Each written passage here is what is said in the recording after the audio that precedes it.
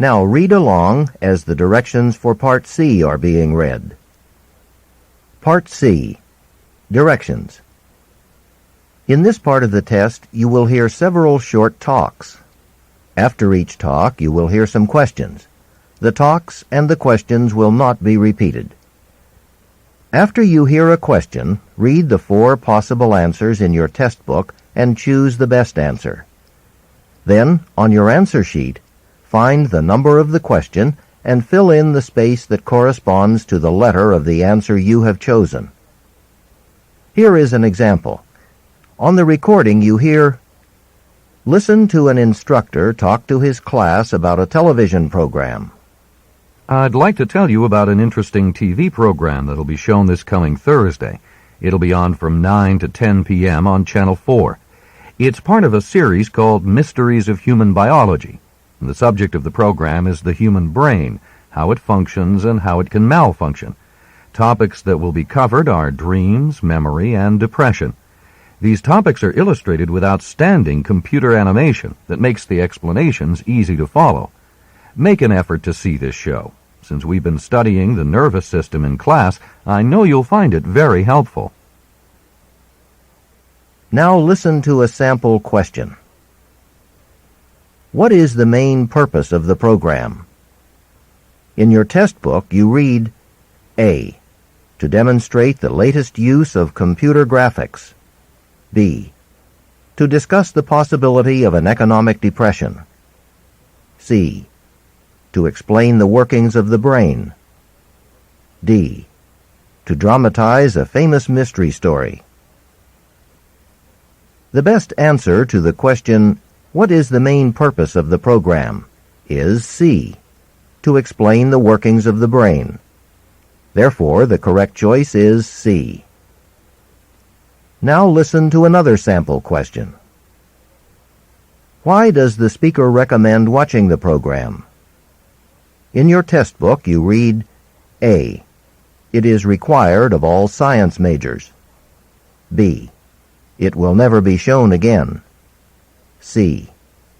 It can help viewers improve their memory skills. D. It will help with coursework. The best answer to the question, "Why does the speaker recommend watching the program?" is D. It will help with coursework. Therefore, the correct choice is D. Remember, you should not take notes or write on your test pages.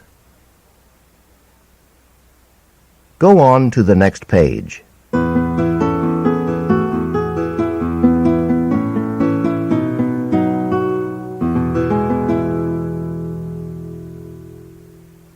Now we will begin Part C with the first talk.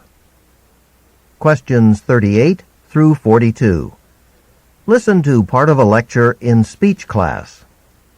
Today we're going to practice evaluating the main tool used when addressing groups, the voice. There are 3 main elements that combine to create either a positive or negative experience for listeners. They can result in a voice that is pleasing to listen to and can be used effectively, or they can create a voice that doesn't hold attention, or even worse, causes an adverse reaction. The 3 elements are volume, pitch, and pace. When evaluating volume, keep in mind that a good speaker will adjust to the size of both the room and the audience.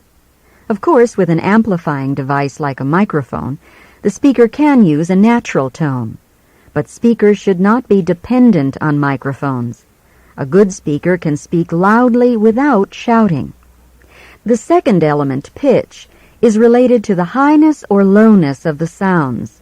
High pitches are for most people more difficult to listen to, so in general, speakers should use the lower registers of their voice.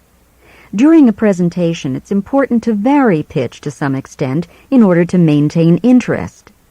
The third element, pace, that is how fast or slow words and sounds are articulated, should also be varied. A slower pace can be used to emphasize important points. Note that the time spent not speaking can be meaningful too. Pauses ought to be used to signal transitions or create anticipation. Because a pause gives the listener time to think about what was just said, or even to predict what might come next, it can be very effective when moving from one topic to another. What I'd like you to do now is watch and listen to a videotape, and use the forms I gave you to rate the speaking voices you hear. Then tonight, I want you to go home and read a passage into a tape recorder and evaluate your own voice. Number 38. What is the main point the professor makes?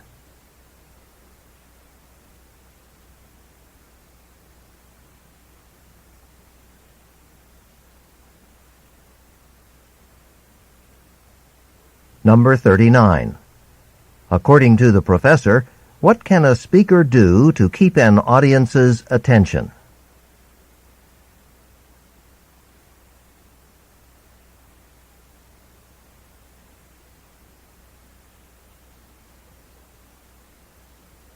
Number 40. What recommendation does the professor make about volume?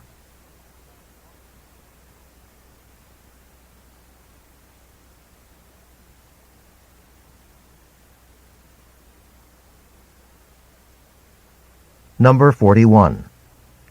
According to the professor, how can a speaker indicate that the topic is about to change?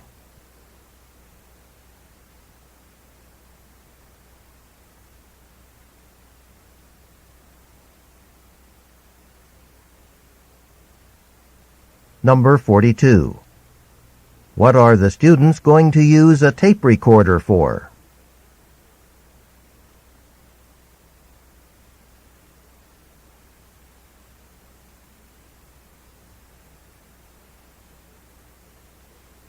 Questions 43 through 46. Listen to part of a lecture at a museum. Let's proceed to the main exhibit hall and look at some of the actual vehicles that have played a prominent role in speeding up mail delivery. Consider how long it used to take to send a letter across a relatively short distance. Back in the 1600s, it took 2 weeks on horseback to get a letter from Boston to New York, a distance of about 260 miles. Crossing a river was also a challenge. Ferry service was so irregular that a carrier would sometimes wait hours just to catch a ferry.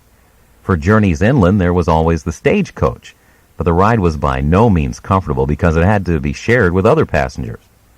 The post office was pretty ingenious about some routes. In the 19th century, in the southwestern desert, for instance, camels were brought in to help get the mail through. In Alaska, reindeer were used. This practice was discontinued because of the disagreeable temperament of these animals.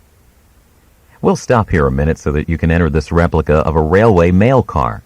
It was during the age of the iron horse that delivery really started to pick up. In fact, the United States transported most bulk mail by train for nearly 100 years. The first airmail service didn't start until 1918. Please take a few moments to look around. I hope you'll enjoy your tour. And as you continue on your own, may I suggest you visit our impressive philatelic collection. Not only can you look at some of the more unusual stamps issued, but there's an interesting exhibit on how stamps are made. Number 43. What is the talk mainly about?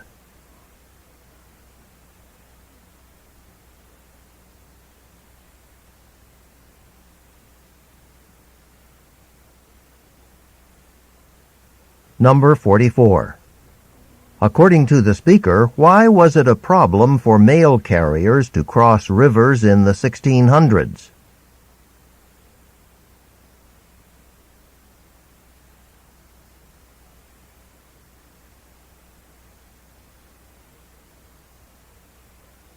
Number 45. What does the expression, "the age of the iron horse," refer to?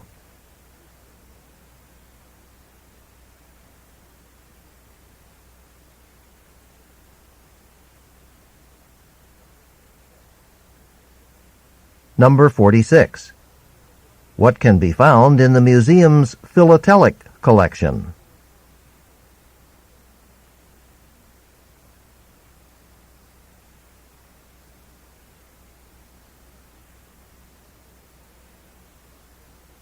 Questions 47 through 50. Listen to the beginning of a talk on astronomy. Most people think of astronomers as people who spend their time in cold observatories peering through telescopes every night. In fact, a typical astronomer spends most of his or her time analyzing data and may only be at the telescope a few weeks of the year. Some astronomers work on purely theoretical problems and never use a telescope at all. You might not know how rarely images are viewed directly through telescopes. The most common way to observe the skies is to photograph them. The process is very simple. First, a photographic plate is coated with a light-sensitive material. The plate is positioned so that the image received by the telescope is recorded on it. Then the image can be developed, enlarged, and published so that many people can study it. Because most astronomical objects are very remote, the light we receive from them is rather feeble. But by using a telescope as a camera, long time exposures can be made. In this way, objects can be photographed that are 100 times too faint to be seen by just looking through a telescope.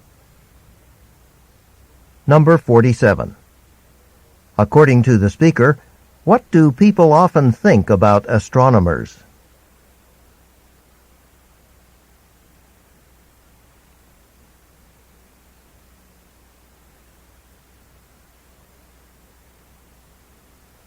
Number 48.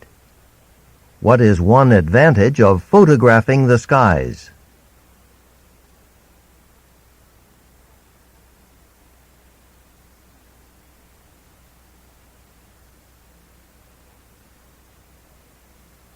Number 49. Why do astronomers often use photographic plates?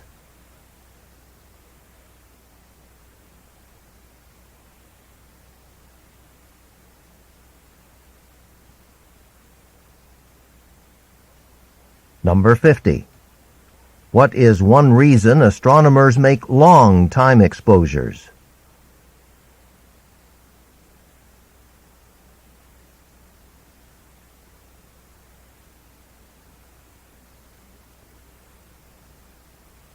This is the end of Section 1. Set your clock for 25 minutes and begin work on Section 2.